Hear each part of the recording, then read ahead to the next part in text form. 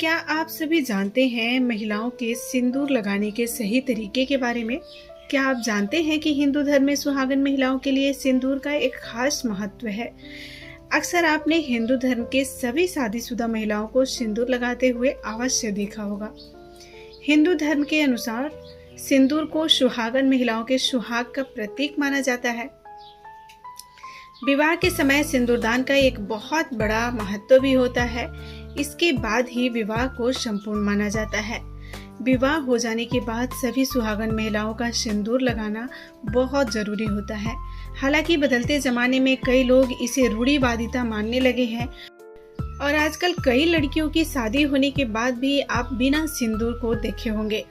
लेकिन ये जानकर आपको हैरानी होगी कि हिंदू धर्म में केवल धार्मिक महत्व नहीं है, बल्कि इसके संकल्प में कई वैज्ञानिक महत्व भी बताए गए हैं। जो महिला सिंदूर नहीं लगाती, ऐसी महिलाओं की पति को कभी भी धन तथा मान सम्मान की प्राप्ति नहीं होती है। ऐसी महिलाओं के पति हमेशा बीमारियों से ग्रस्त रहते हैं। ऐसे में हम जानेंगे सिंदूर लगाने के वजह, वो सारे नियम जो हर सुहागन महिलाओं को जानना चाहिए। लेकिन आप सभी से ये गुजारिश है कि अगर वीडियो अच्छी लगे तो चैनल को सब्सक्राइब और वीडियो को लाइक और शेयर जरूर कर दीजिएगा और कमेंट बॉक्स में प्यार से जय माता पार्वती जरूर लिखिएगा, क्योंकि माता पार्वती ही अखंड सौभाग्यवती होने के वरदान देती हैं। आइए अब जान लेते हैं क्या है वो नियम। सबसे पहले बात करेंगे, शादीशुदा महिलाओं को सिंदूर सदैव अपने पैसे से खरीद कर ही लगाना चाहिए। किसी अन्य के पैसे से खरीदा गया सिंदूर अपने माथे पर कभी नहीं लगाना चाहिए। सेकेंड नंबर पर हम बात करेंगे, चाहे कितनी भी बड़ी मजबूरी क्यों ना हो, लेकिन शादीशुदा महिलाओं को किसी दूसरी महिला का सिंदूर अपने मांग में कभी नहीं भरना चाहिए। ऐसा करने से बचना चाहिए। किसी दूसरी महिला के सिंदूर मांग में भरने से बहुत ही अशुभ माना जाता है। ऐसा करने वाले महिलाओं के पति को धन से संबंधित समस्याओं का सामना करना पड़ता है। पति का काम धंधा सब चौपट होने लगता है और ऐसा करने से पति की आयु भी घट जाती है।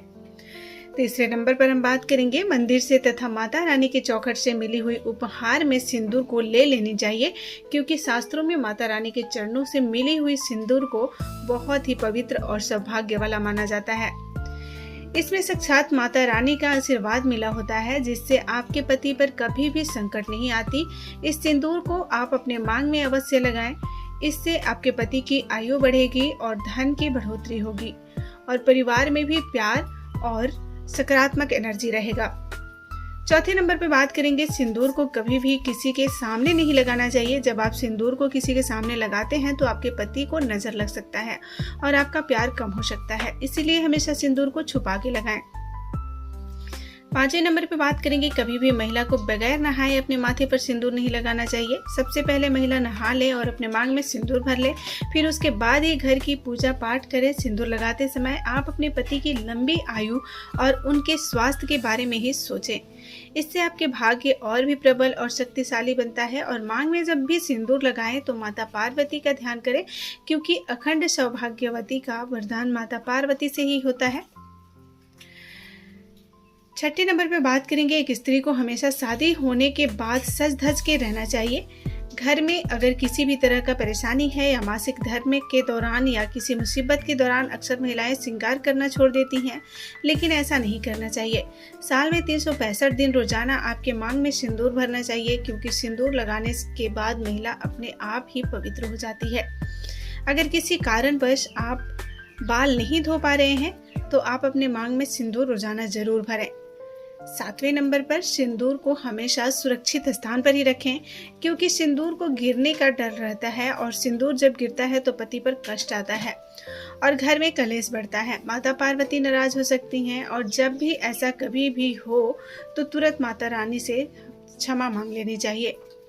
आठवें नंबर पे बात करेंगे, मांग भरने के लिए हमेशा ही सूखे सिंदूर का इस्तेमाल करें। आजकल मार्केट में कई तरह के सिंदूर उपलब्ध है, लेकिन इसे लगाना अच्छा नहीं माना जाता है। धर्म के अनुसार अगर माथे पर या नाक पर सिंदूर गिरता है तो इसका मतलब है कि आपका पति आपसे बहुत प्रेम करता है।